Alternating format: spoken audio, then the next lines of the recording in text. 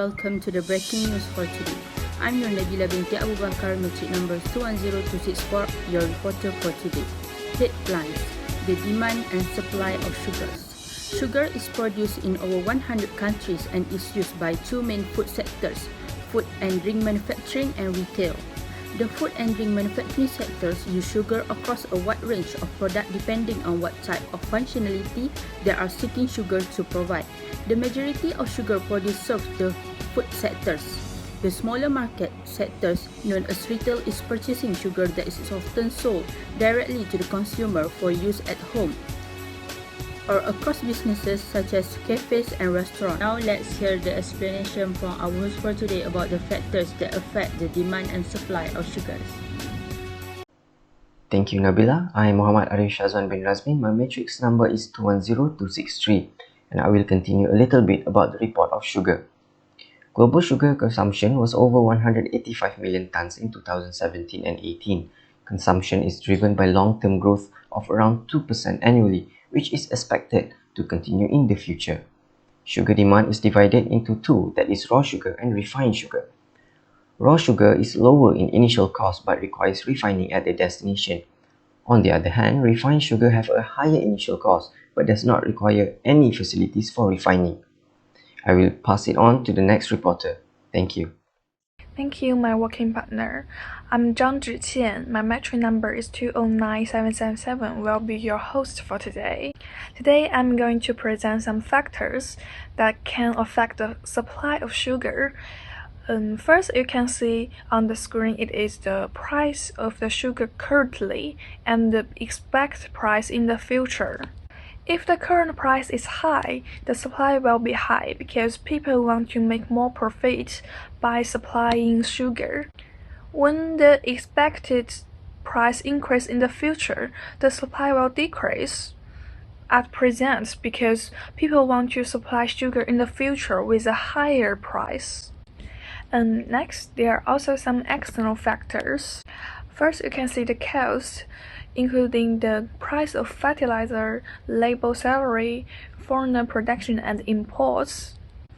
When the price of fertilizer and labor salary increase, the supply will decrease. However, the quantity of foreign production and imports is bad, the supply will increase. Second, you can see the realization of the harm of sugar. If more and more people realize the harm of sugar, it will result both the demand and supply decrease, because people will choose more healthy food instead of sugar. In addition, if the climate is unsuitable, the raw material and productivity will decrease. It will lead to the decrease of sugar supply also. Last, the price of substitutes and components can also affect the supply of sugar. If the price of substitute increase, the supply will decrease, and if the price of complements increase, the supply will increase. This is all from me. Thank you. Hello there, we meet again. But now to get on to the meat of the report, that is the factors that affect the demand of sugar. Number one would be the obvious one, that is the price of sugar in the current period of time. But this is once again based on the supposition regarding the functioning of the law of supply and demand. Next is the number of a certain population in an area, and as well as in the form of the economic level in the population, such as their income.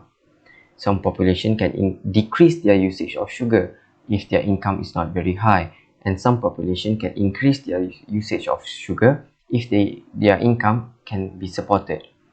After that is their health conscious of a certain population. We have to embrace that the fact that some population are very health conscious, and that is why they reduce the amount of sugar used in their food, and some country could not afford to use sugar that much as it can be very costly in a certain country. This can be seen in countries such as India that only use 5.1 gram per person. Meanwhile, Egypt used 19.5 gram per person and Russia used 20 gram per person. All these numbers are not exact, so it's just based on the most recent graph. And that is all from me. Thank you. I will pass it on to the next reporter. Thank you to the both hosts for the great explanation. Now let's listen about the stimulation part of the changes in any factors on how the supply and demand curves are affected. Thank you to the main reporter. Now let me introduce myself first. I'm Naran Karina. My matric number 211287 will be your host for this part of the simulation. Now we want to see the simulation of changes in any factors on how the supply and demand curve are affected that has been shared by our first and second hosts, Shazwan and Sam. Let's discuss the first factor that can affect the demand curve, that is the changes in the current price of sugar. This is the demand curve for sugar. Before the price of sugar increased, the price was 2 ringgit and the quantity of sugar demanded was 300,000 units. When the current price of sugar increases from 2 ringgit to 3 ringgit, it will make the quantity of sugar demanded to decrease from 200,000 unit to 200,000 unit. As we all know, the demand curve explains the consumer side of purchasing decision. As a consumer, we will consume less of the product when the price increases. Now we want to see how the increases of sugar's price will affect the demand curve. The effect is it brings the movement up along the demand curve from point B to point C. Let's move on to the second factor that can affect the demand curve. Increasing number of population can also change the demand curve. Every day the population keep increasing and it causes the market demand to increase. For example, let's look at this figure. D1 represents as the sugar demand curve for last month. And when the number of population increase, it will affect the quantity of sugar demanded to increase from 300,000 unit to 400,000 unit, even though the price remain unchanged. Now, let's see the effect on the demand curve due to the number of population increase. The effect is it brings the demand curve shifting upward to the right, means from D1 to D2, so that D2 is our new demand curve for sugar. Now I want to discuss the simulation of changes in any factor on how the supply curve is affected. The first factor is the changes in the current price of sugar. This is the supply curve of sugar. Before the price of sugar increased, the price was 2 ringgit and the quantity of sugar supplied was 200,000 units of sugar. Supply curve is different from the demand curve. Supply curve is a positive relationship, means when the price of sugar increases, the quantity of sugar also increases. When the current price of sugar increases from 2 ringgit to 3 ringgit, it will affect the quantity of sugar supplied to increase from 200,000 units to 300,000 units. As a producer, when the price of sugar increases, we want to produce more sugar in order to generate more profit. Now we want to see how the increases on sugar's price will affect the supply curve. As you guys can see on the diagram, the effect is the movement up along the supply curve from point B to point C. Now I want to pass the next part of the simulation to our next host. That's all from me. Thank you. I'm gonna continue for the sugar supply curve for the expected future prices. When the supplier expects the future price of sugar will increase, they will decrease the quantity of sugar supplied today from 300,000 units of sugar to 200,000 units of sugar. This is because the supplier needs to maximize their profit. As the higher the price is, the higher the profit that they will be able to generate in the future. If the supplier decides to increase the quantity of sugar supplied during its lower price, they might not be able to generate a much higher profit as when the sugar is at its higher price.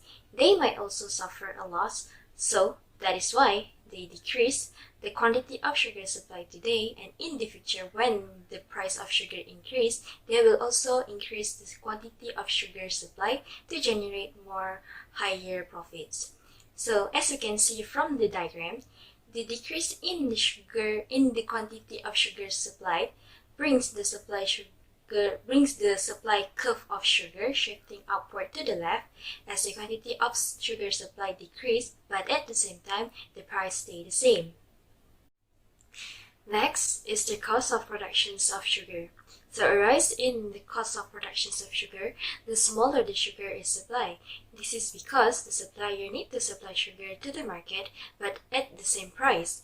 So they had no choice but to decrease the amount of sugar supplied to the market because of the increase in the production cost, such as the labor cost and the sugar production space rental payment. So, from the diagram, we can see that the quantity of sugar supply decreased from 300,000 units of sugar to 200,000 units of sugar, bringing the supply curve of sugar shifting upward to the left as the price remained the same. Thank you to the both hosts for the great explanation. Before we end this session, let us share some implication and conclusion about the demand and supply of sugars. Let's get Najwa Fatini to go on air. Hi, my name is Najwa Fatini binti Muhammad Sainan and my matrix numbers is 209807. The elasticity of demand for sugar is inelastic. This is because sugar is a goods necessity that is needed in our daily consumption. Sugar is needed to enhance our foods and drinks flavor as it provides sweetness to our foods and drinks. It is very essential as without the sweetness, we might not be able to consume the foods because it will decrease our appetite as the foods and drinks might be too bland.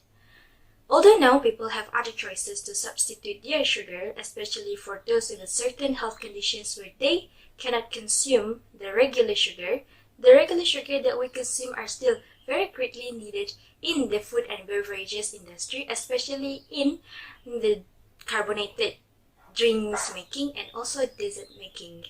Based on the article written by Vincent Sitwell in 2019, the country that consumed sugar the most is the United States, with the amount of consumption for 1 people per day is 126.4 grams. And based on the survey done in 2018 by Food Ingredients First, country that consumed the least sugar is North Korea with only 118 grams per person each year, although this statement might not be entirely correct as the data collected in North Korea is very limited. That's all for today. We will be back with some more details, new updates tomorrow morning. Until then, stay tuned.